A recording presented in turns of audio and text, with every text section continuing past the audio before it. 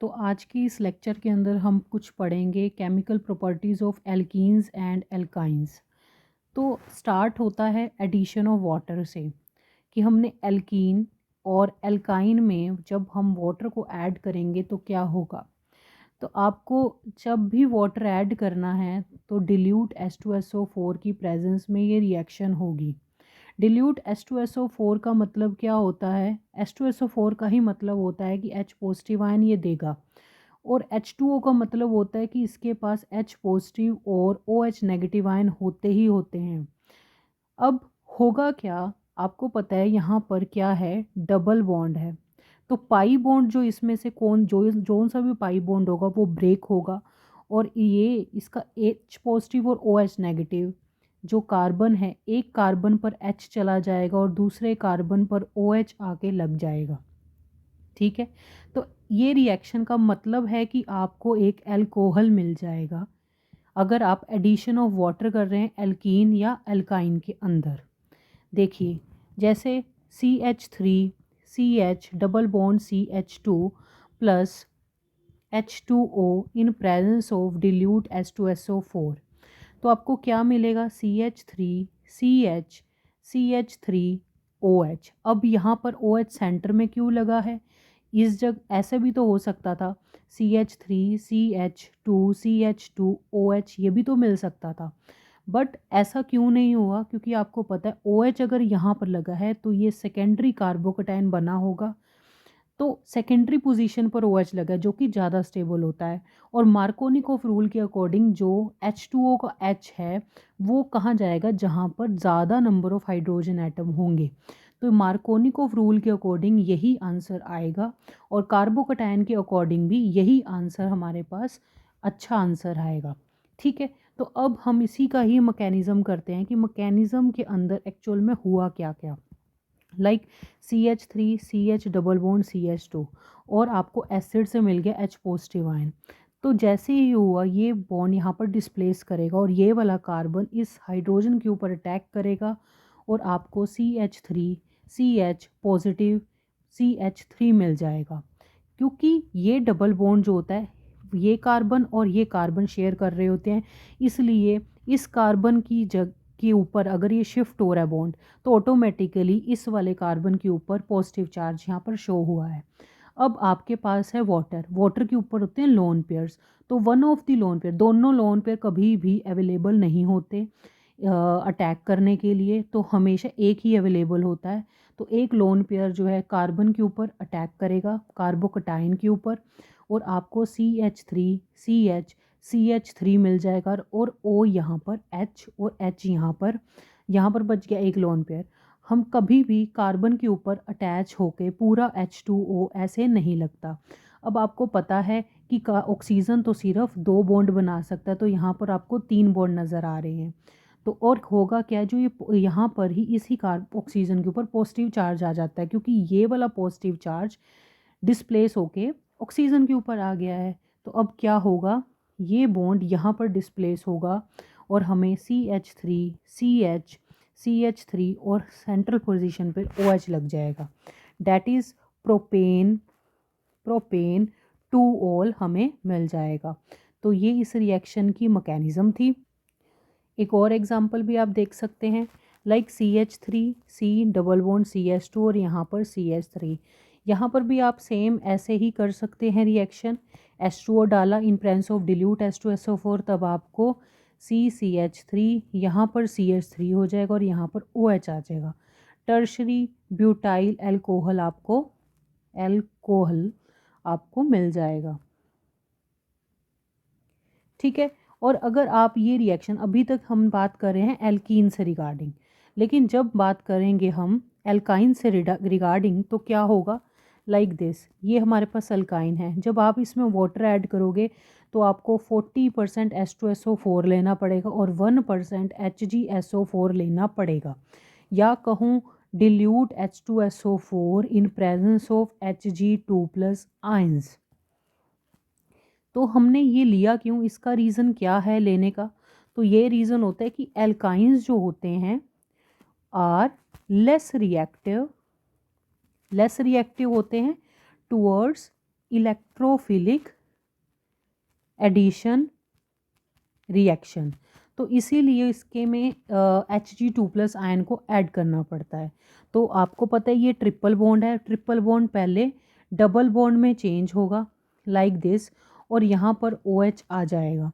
ठीक है, तो जब OH यहाँ पर आएगा, ठीक है, तो क्या होगा, ये बॉन्ड यहाँ डिस्प्लेस करेगा और ये बॉन्ड यहाँ डिस्प्लेस करेगा, जिससे ये बेसिकली ये हमारे पास अल्कोहल बन गया। ठीक है, अल्कोहल जब ऐसा अल्कोहल बनता है मतलब कि यह अल्कोहल ग्रुप हो गया और यहाँ पर डबल बॉन्ड हो गया, तो इसको हम इनोल बोल देते हैं, जो कि इतना स्टेबल नहीं होता।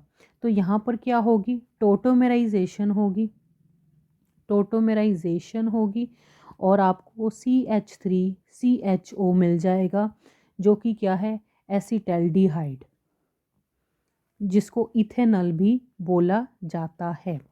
तो यही रिएक्शन आप एक और एग्जांपल से कर सकते हैं, like CH3C triple bond CH plus water in presence of dilute H2SO4 and Hg2+ ion. तो आप देख सकते हैं CH3C डबल बॉन्ड CH2 और OH ये मिल जाएगा। आपको पता है ये स्टेबल नहीं है तो ये डिस्प्लेस करेंगे, टोटोमराइजेशन होगी, CH3CO CH3 मिलेगा, एसीटोन मिलेगा। ठीक है, तो इससे ये पता लगता है कि अगर आप एल्कीन के साथ कर रहे हो यही रिएक्शन कि addition of water in presence of H2SO4 dilute, तो आपको अल्कोहल मिलता है। ठीक है, सेकेंडरी अल्कोहल मिल जाता है। लेकिन अगर यही रिएक्शन आप एल्काइन के साथ कर रहे हो और Hg2+ भी उसमें ऐड होता है, तो आपको पहले क्या मिल, या तो आपको एल्डिहाइड कोई मिलेगा या आपको कोई भी कीटोन मिलेगा। ठीक है, मतलब एल्डिहाइड एट लास्ट मिलेगा, पहले इससे अल्कोहल मिलेगा, फिर हमें एल्डिहाइड या फिर कीटोन मिलेगा। ठीक है, तो ये चीज़ का हमें ध्यान में रखना है कि क्यों ऐसा हुआ है और क्यों हमने यहाँ पर अल्कोहल तक ख़त्म कर दिया और यहाँ पर जो हमारा अल्कोहल बना है तो उससे हमने एल्डिहाइड और कीटोन क्यों बनाया। इसमें बेसिकली OH लगता है लेकिन डबल बॉन्ड के साथ। अगर ये यहाँ पर इस कार्बन पे डबल बॉन्ड है तो यहाँ पर OH लगा है तो ये स्टेबल नहीं होता। ठीक है, तो ये रिएक्शन थी। इसके बाद हम बात करते हैं ऑक्सीडेशन रिएक्शंस की। ऑक्सीडेशन रिएक्शंस, तो ऑक्सीडेशन रिएक्शंस में सबसे पहले क्या होता है, कंप्लीट ऑक्सीडेशन। कंप्लीट ऑक्सीडेशन का मतलब कि आप ऑक्सीजन और एयर में कर रहे हो या फिर इसको कंबशन भी कह सकते हैं, आप उस चीज़ को जला रहे हो। तो जब आपने एल्कीन लिया, एल्कीन को आपने ऑक्सीजन के साथ रिएक्ट करवाया तो क्या बनेगा, आपको CO2 मिलेगी और साथ में वाटर मिलेगा और हीट इवॉल्व होगी। हीट इवॉल्व हो रही है, डैट मीन्स ये काफ़ी ज़्यादा एक्सोथर्मिक प्रोसेस होगा। ठीक है, और अगर आप यही रिएक्शन कैसे एल्काइन के साथ करते हो तो आप बैलेंस कर लो तो हमें ये क्या मिलेगा, CO2 और वाटर मिल रहा है और यहाँ पर भी हीट ही मिलती है हमें। ठीक है, लेकिन एसिटाइलिन के केस के अंदर ये जो हीट है वो delta H is equals to -300 kJ पर मोल, किलो जूल पर मोल मिलती है। ठीक है, अब कुछ बच्चों को ये भी कन्फ्यूजन होती है, बेटा देखो जिस रिएक्शन अगर मान लो कोई A+B आप कर रहे हो, C+ हीट निकल रही है तो ये हमारे पास क्या होता है, एक्सोथर्मिक प्रोसेस। एक्सोथर्मिक प्रोसेस में डेल्टा H की वैल्यू नेगेटिव आती है। और अगर आप A+B+ हीट कर रहे हो और C मिल रहा है, मतलब आपको हीट प्रोवाइड करवानी पड़ रही है, तो वो रिएक्शन होती है एंडोथर्मिक रिएक्शन। उस रिएक्शन में डेल्टा H को पॉजिटिव होना होता है।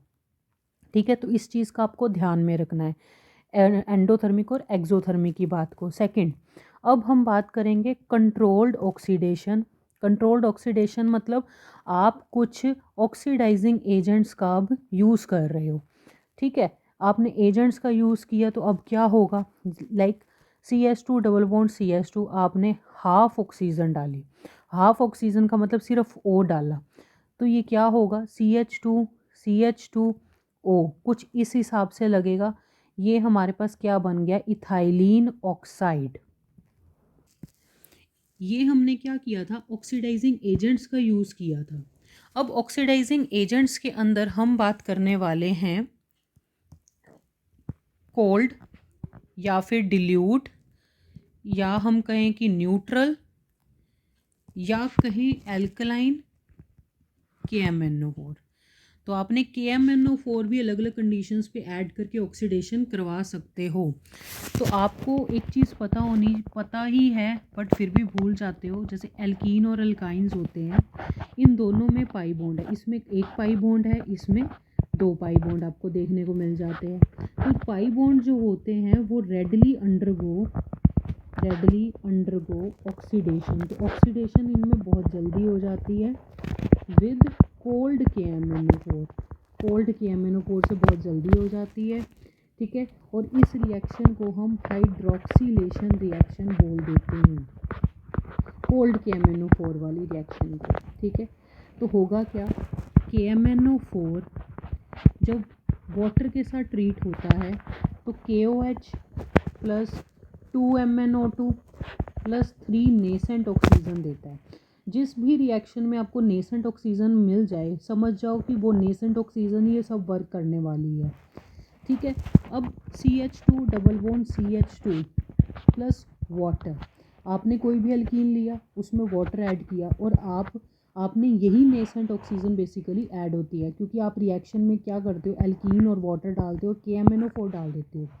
तो KMnO4 क्या करता है, उस पानी के साथ रिएक्ट करके कहीं ना कहीं नेसेंट ऑक्सीजन बना रहा होता है, और वो नेसेंट ऑक्सीजन जब एल्कीन यूज़ कर लेता है तो CH2 डबल बॉन्ड हट जाता है और दोनों तरफ ही OH आ जाता है और हमें प्रोडक्ट मिल जाता है, ठीक है। तो ऐसे ही आप कर सकते हो एक और reaction, CH3CH double bond CH3, आपने KMnO4 डाला, आपने पानी डाला, ठीक है। तो आपको KMnO4 और पानी डाला तो इसका मतलब आपको नेसेंट ऑक्सीजन लिखने की ज़रूरत नहीं है। क्यों? क्योंकि KMnO4 और पानी डालने का मतलब इन बिटवीन नेसेंट ऑक्सीजन बनी है। तो ओवरऑल रिएक्शन क्या आएगी कि जहाँ पर डबल बॉन्ड है उन कार्बन्स के ऊपर OH लग जाएगा और आपको जो 2MnO2 और 2KOH मिल जाएगा। आप बैलेंस कर लो रिएक्शन को, तो यहाँ पर भी 2 आएगा, यहाँ 4 आएगा और यहाँ पर 3 आएगा, ठीक है। तो ये हमारे पास प्रोडक्ट हो गए। क्या हुआ है, दोबारा बता रही हूँ, KMnO4 जब वाटर के साथ ट्रीट होता है तो उस रिएक्शन में प्रोडक्ट्स क्या बनते हैं, MnO2, KOH और साथ में 3 नेसेंट ऑक्सीजन बनती है, ठीक है। तो नेसेंट ऑक्सीजन लेकिन यूज़ हो जाती है तो इसलिए मैंने लिखी नहीं। तो यहाँ पर क्या होगा, इस रिएक्शन में जो नेसेंट ऑक्सीजन निकलेगी वो ये रिएक्टेंट के साथ रिएक्ट करेगी और हमें एट लास्ट ये प्रोडक्ट मिल जाएगा और ये भी साथ में साइड प्रोडक्ट्स मिल जाएंगे, ठीक है। एक और बात कि जो हमारे पास KMnO4 होता है वो बेसिकली पिंक कलर का होता है,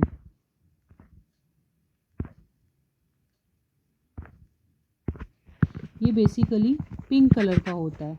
लेकिन जो MnO2 होता है ये हमारे पास ब्राउन कलर का होता है।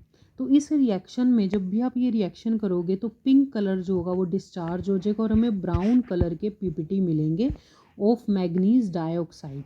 तो जिस रिएक्शन में आपको कलर चेंज दिखे तो वो बहुत इंपॉर्टेंट रिएक्शंस होती हैं और क्योंकि यूज़फुल होती हैं, वहाँ पर आप लैब में डिफ़ाइन कर सकते हो कि इस रिएक्शन से क्या कुछ चेंज हुआ है कि नहीं हुआ। तो ये reaction is used for unsaturation, test for the unsaturation under the name Baeyer's test. तो बेयर्स टेस्ट के नाम से ये रिएक्शन बहुत ज़्यादा इम्पॉर्टेंट है। क्या होगा कि इस रिएक्शन के दौरान जो पिंक कलर KMnO4 का होता है वो डिस्चार्ज हो जाता है और एक ब्राउन कलर शो होने लग जाता है। ब्राउन कलर किस चीज़ का होता है, MnO2 का ब्राउन कलर PPT होते हैं जिसकी वजह से आपको ब्राउन कलर शो होता है, ठीक है। अब यही रिएक्शन हम एल्काइंस के साथ भी कर देते हैं, CH3 ट्रिपल बॉन्ड CH, यहाँ पर भी नेसेंट ऑक्सीजन वर्क करेगी। ये क्यों कब आई थी नेसेंट ऑक्सीजन, जब आपने KMnO4 और वाटर को रिएक्ट करवाया था। अराउंड 288 to 303 केल्विन पे ये रिएक्शन होती है। होगा क्या, आपको अल्टीमेटली CH3COOH प्लस CO2 मिलेगा।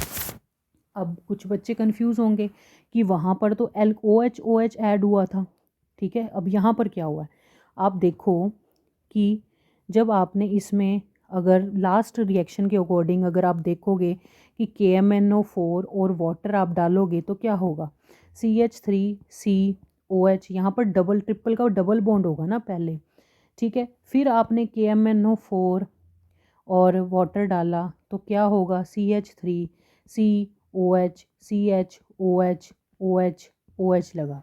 और मैंने आपको बताया हुआ है कि एक कार्बन के ऊपर कभी भी 2 OH नहीं लगते, ठीक है। तो इससे होगा क्या कि CH3CO बन जाएगा, ठीक है। ये आ जाएगा जो कि पॉसिबल नहीं है, ठीक है। तो यहाँ पर क्या होगा, बेसिकली आपको एक प्रोडक्ट मिलेगा CH3COOH प्लस CO2 यहाँ से बाहर निकल जाती है। आपको एक और रिएक्शन बताते हैं, CH3C ट्रिपल बॉन्ड CH3, यहाँ पर भी नेसेंट ऑक्सीजन जब रिएक्ट करेगी 288 टू 303 केल्विन पे तो आपको CH3COCH3 मिलेगा। अब ये कैसे मिला, सेम वैसे ही अगर आप इसमें नेसेंट ऑक्सीजन करते हो तो CH3COH आएगा। नेक्स्ट स्टेप में क्या होगा, CH3COHOH मिलेगा, H2O रिमूव हो जाएगा, 2 मोल्स ऑफ H2O रिमूव होंगे तो CH3COCH3 मिलेगा, ठीक है। तो और इस रिएक्शन के अंदर आपको मतलब 2 वाटर भी मिलेंगे। तो ये हमारे पास जो प्रोडक्ट है इसमें देखो 2 OH एक ही कार्बन पे लगे हैं, यहीं पर आपको ध्यान देना है, यहाँ पर रिएक्शन ख़त्म नहीं करनी, आपको बेसिकली रिमूव करना है वाटर को, तभी आपके पास ये रिएक्शन होगी, ठीक है। अब एक और example like CH triple bond CH plus 2 oxygen, यहाँ पर क्या होगा, आपको वही पता है कि CH OH आप लगाओ पहले, तो फिर आपने दोबारा से यही रिएक्शन की तो आपको क्या मिलेगा, CH OH आपको वाटर रिमूव करना है, ये मैंने वाटर रिमूव किया 2 मोल्स ऑफ वाटर, तो CHO आपको मिलेगा। CHO फिर से ऑक्सीजन के साथ रिएक्ट करेगा और COH मिलेगा, तो अल्टीमेटली आपको ये प्रोडक्ट मिलेगा, ठीक है, जो जिसका नाम होता है ऑक्सैलिक एसिड। तो इस चीज़ का आपको ध्यान रखना है कि हर स्टेप पे आपको ऑक्सीडेशन करनी है, OH पहले ऐड करना होता है। जब आप एल्कीन के केस में तो सिंपल है, OH ऐड हो गया, रिजल्ट आ गया, लेकिन एल्काइन के केस में जब आप, क्योंकि पहले ट्रिपल बॉन्ड डबल में चेंज होगा, फिर डबल को सिंगल में चेंज करना है। मैंने सिंगल में चेंज किया तो देखा कि OH दो बार आ रहे हैं, तो यहाँ से वाटर रिमूव होगा तभी स्टेबिलिटी आएगी, और 2 CHO जब लगे होते हैं जिसको हम ग्लाइओक्सल भी बोल देते हैं, ये भी स्टेबल, तो जब ये भी ऑक्सीजन की साथ नेसेंट ऑक्सीजन के साथ रिएक्ट करके ऑक्सैलिक एसिड हमें दे देगा, तो रिएक्शन को यहाँ पर ये रिएक्शन ख़त्म होगी।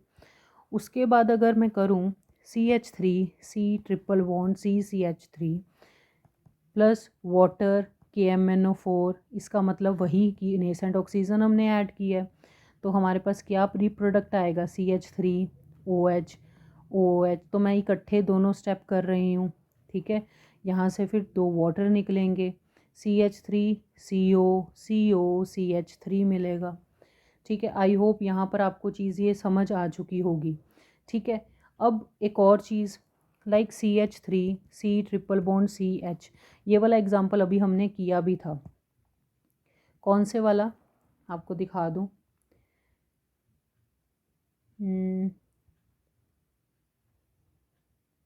ये वाला यहाँ पर आया था, ठीक है। मैंने यहाँ पर आपको क्या बोला था कि ये जो है हमारे पास प्रोडक्ट ये स्टेबल नहीं होता, तो सीधा हमने ये बनाया था, तो ऐसा ही कुछ सिमिलर सा अब आपको देखने को मिलेगा।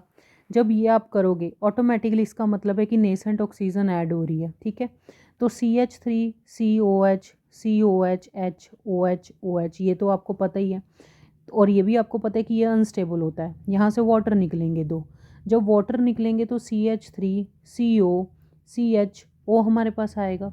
तो ये क्या होता है, ये फर्दर KMnO4 के साथ रिएक्ट करेगा। CHO जो होगा CH3 CO COH में चेंज हो गया, ठीक है। तो ये प्रोडक्ट होता क्या है, इस प्रोडक्ट को बोलते हैं टू कीटो, क्योंकि सेकंड पोजीशन पे कीटो ग्रुप वो लगा हुआ है, टू कीटो प्रोपेनोइक एसिड। तो बेसिकली टू कीटो जो प्रोपेनोइक एसिड होता है, या कहा जाए alpha keto carboxylic acid. Alpha keto carboxylic acid कौन से होते हैं, जैसे कार्बोक्सिलिक एसिड ये लगा हुआ है, इसके साथ वाला कार्बन जो होता है अल्फा होता है। इस पर अगर कोई कीटो ग्रुप लगा हुआ है, आगे कोई भी ग्रुप है वो मैटर नहीं करता, लेकिन अल्फा पोजीशन पर अगर कीटो ग्रुप लगा है उसको हम बोलते हैं अल्फा कीटो कार्बोक्सिलिक एसिड। तो वो क्या होते हैं, अनस्टेबल होते हैं खुद में, ठीक है। तो अनस्टेबल होने की वजह से ये क्या करते हैं, ऑक्सीडेशन परफॉर्म करते हैं। ऑक्सीडेशन परफॉर्म करने से क्या होता है, डी कार्बोक्सीलेशन हो जाता है। डी कार्बोक्सीलेशन, कार्बोक्सीलेशन का मतलब CO2, डी का मतलब रिमूवल। तो इसमें से CO2 रिमूव हो जाती है और अल्टीमेटली 1 कार्बन लेस वाला हमें एक एसिड मिल जाएगा। लाइक इस केस के अंदर जैसे CH3, इसके अंदर दोबारा से रिएक्शन होगी, क्योंकि अल्फा कीटो कार्बोक्सिलिक एसिड है। तो आप ये देखोगे एक कार्बन लेस वाला आपको एसिड मिल जाएगा, ठीक है। तो ये रिएक्शन यहाँ पर ख़त्म होती है कोल्ड KMnO4 वाली।